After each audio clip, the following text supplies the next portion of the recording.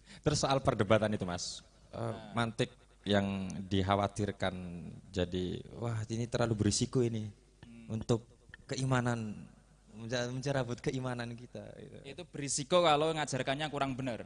Kalau benar malah memantapkan akidah. Jadi ini buku ini bukan sekedar buku soal logika, tapi logika plus pemantapan akidah. Maksudnya begini. Jadi seperti tadi ya, pertanyaan-pertanyaan dasar orang-orang kan akan menanyakan bagaimana Anda membuktikan adanya Tuhan. Kalau dijawab dengan ya itu kan persoalan iman saja, nafsi-nafsi, pribadi-pribadinya masing-masing, nggak meyakinkan. Kalau jawabannya begitu ya orang ateis akan bilang kalau begitu ya saya juga nafsi-nafsi dong. Tergantung saya nggak percaya Tuhan. Jadi nggak ada argumentasi yang bisa dikomunikasikan.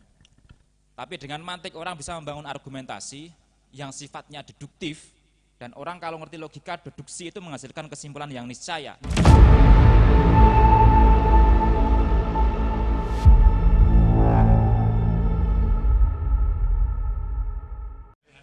Ya Anda bayangkan masa Al-Ghazali ngurusi tes logika CPNS gitu. Kan enggak. Ini mantik lebih fundamental dari sekedar tes logika atau tes IQ gitu.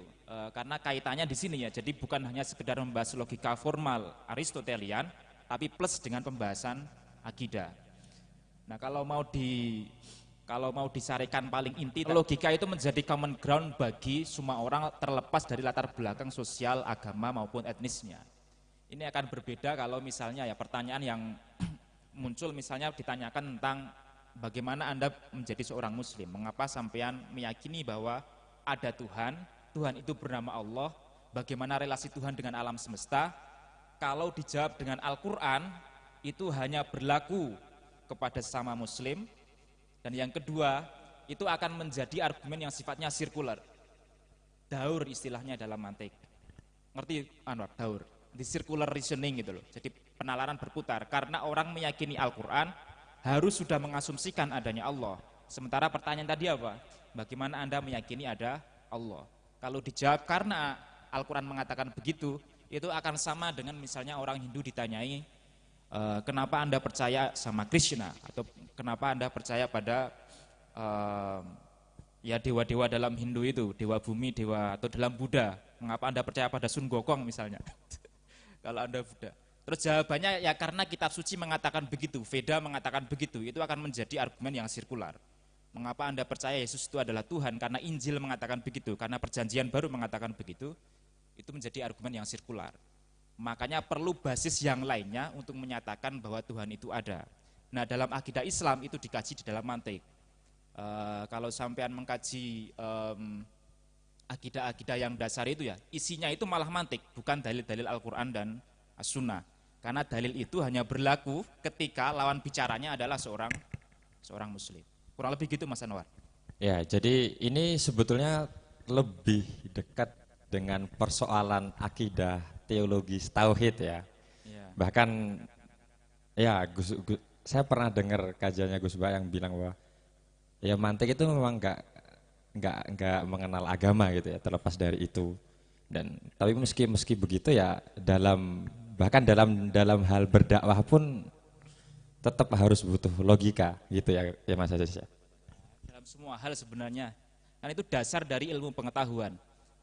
Ini kan kitabnya namanya apa? Mi'yarul Ilmi, standar ilmu pengetahuan. Jadi dia menjadi dasar setiap pengetahuan yang sifatnya kognitif, rasional, proposisional.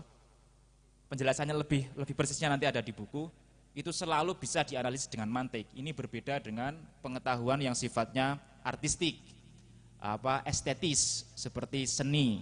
Itu kan bukan wilayah kognisi rasional. Orang tidak bisa menyatakan benar salah terhadap suatu lukisan indah atau tidak, lagu itu fals atau tidak.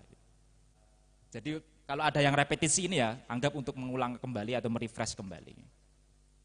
Gitu. Terus tentang itu Mas, mempopulerkan kembali, misi ideologis mempopulerkan kembali ini sebagai atau bisa dibilang untuk mengcounter bahwa ilmu alat itu sebetulnya nggak cuma nahwu dan sorof aja, mantik itu juga termasuk ilmu alat gitu ya. Ya itu tak ambil di salah satu bait dalam Nadham Sulam Al-Munawwaraq yang saya kutip juga di halaman depan buku ini. Wa ba'du fal mantiqu lil janani nisbatuhu kan nahwi lil lisani Faya'simul afkara an ghayil khata wa an daqiqil fahmi yakshiful ghita. Mantik terhadap pikiran itu ibarat seperti nahwu bagi bahasa. Jadi kalau gramatika itu menertibkan bahasa, maka mantik itu menertibkan pikiran. Dia menjaga pikiran dari falasi atau mughalatot dan menyingkap pemahaman-pemahaman yang rumit.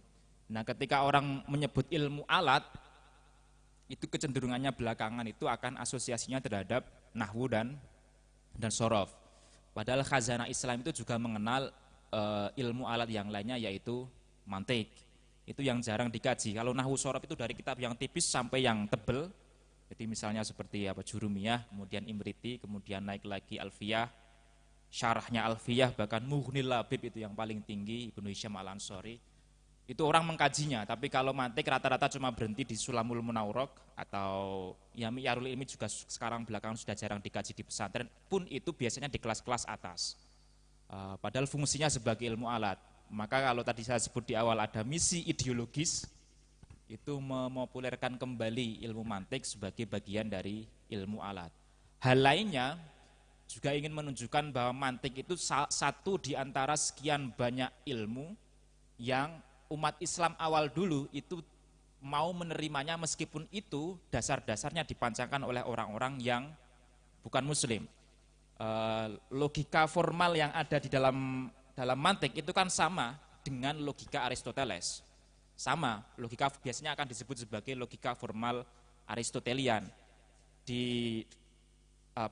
Rumuskan dasar-dasarnya di Yunani, kemudian diterjemahkan ketika masa Abbasiyah di Baitul Hikmah itu, kemudian diserap oleh para filsuf muslim awal seperti Al-Kindi, kemudian Al-Farabi, kemudian Ibnu Sina, kemudian dipelajari oleh Al-Ghazali.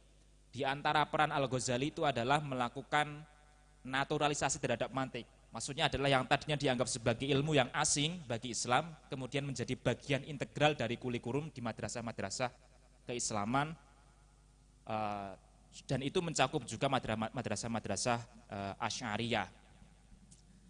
Ini menunjukkan salah satu di antara penerapan dari sabda Nabi, al-hikmah dhalatul mu'min. Jadi hikmah atau kebijaksanaan itu adalah barang hilang orang yang beriman. Ainama wajadaha akhadaha. Dimanapun orang menemukannya, dimanapun orang Islam menemukannya, hendaklah dia mengambilnya. Jadi kebaikan itu bisa terpencar di mana-mana, tidak eksklusif ada di dalam khazanah keislaman saja. Kalau ada filsafat di luar Islam yang itu bisa bermanfaat, maslahah bagi kehidupan umat Islam sendiri, maka ambil. Jadi prinsipnya dulu yang pernah saya sampaikan di salah satu kelas, khudh ma sofa wa da'ma kadaro. Ambil yang jernih, tinggalkan yang keruh. Terlalu cepat nggak menjelaskannya? Enggak. Pas ya, bisa diikuti ya. Terus soal perdebatan itu Mas, mantik yang dikhawatirkan jadi, wah ini terlalu berisiko ini untuk keimanan, mencerabut keimanan kita. Itu berisiko kalau ngajarkannya kurang benar. Kalau benar malah memantapkan akidah. Seperti? Jadi ini buku ini bukan sekedar buku soal logika, tapi logika plus pemantapan akidah. Maksudnya begini. Jadi seperti tadi ya, pertanyaan-pertanyaan dasar. Orang-orang kan akan menanyakan bagaimana Anda membuktikan adanya Tuhan. Kalau dijawab dengan ya itu kan persoalan iman saja, nafsi-nafsi, pribadi-pribadinya masing-masing, nggak meyakinkan. Kalau jawabannya begitu ya orang ateis akan bilang kalau begitu ya saya juga nafsi-nafsi dong, tergantung saya nggak percaya Tuhan. Jadi nggak ada argumentasi yang bisa dikomunikasikan. Tapi dengan mantik orang bisa membangun argumentasi yang sifatnya deduktif, dan orang kalau ngerti logika, deduksi itu menghasilkan kesimpulan yang niscaya. Misalnya begini jawabannya, nanti penjelasan lebih detailnya ada di buku. Kilasnya kurang lebih begini, ini disebut sebagai argumen kosmologis atau burhanul hudus dalam bahasa Arabnya. Segala sesuatu yang bermula itu ada sebabnya, likulli hadisin illah. Dan alam semesta ini bermula, maka alam semesta harus ada sebabnya. Masuk enggak? Segala sesuatu yang bermula harus memiliki sebab.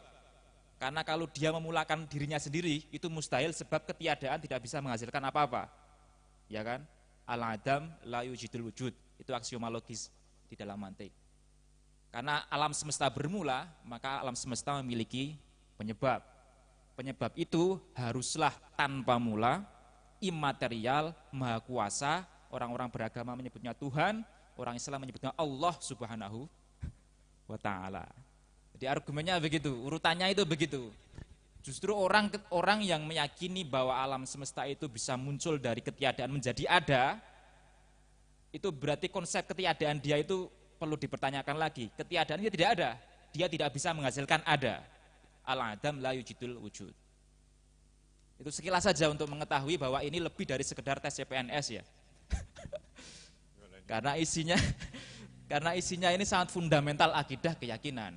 Orang kalau belajar kifayatul awam, enggak aqidatul awam, kalau itu sudah sangat dasar sekali, tapi syarahnya lah minimal. Atau buku-buku akidah yang lainnya, Umul Barohin. Umul Barohin itu artinya induk argumentasi.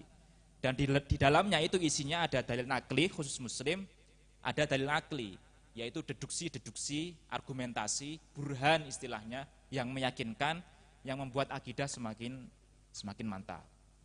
Jadi kalau benar malah mantap, kalau keliru ya baiknya yang ngajar diganti atau cari yang ngajarnya bisa lebih benar gitu. Saya enggak menganggap dirinya lebih benar ya, saya kan cuma nyadong cuma keceh di lautan ilmunya Al-Ghazali itu istilahnya.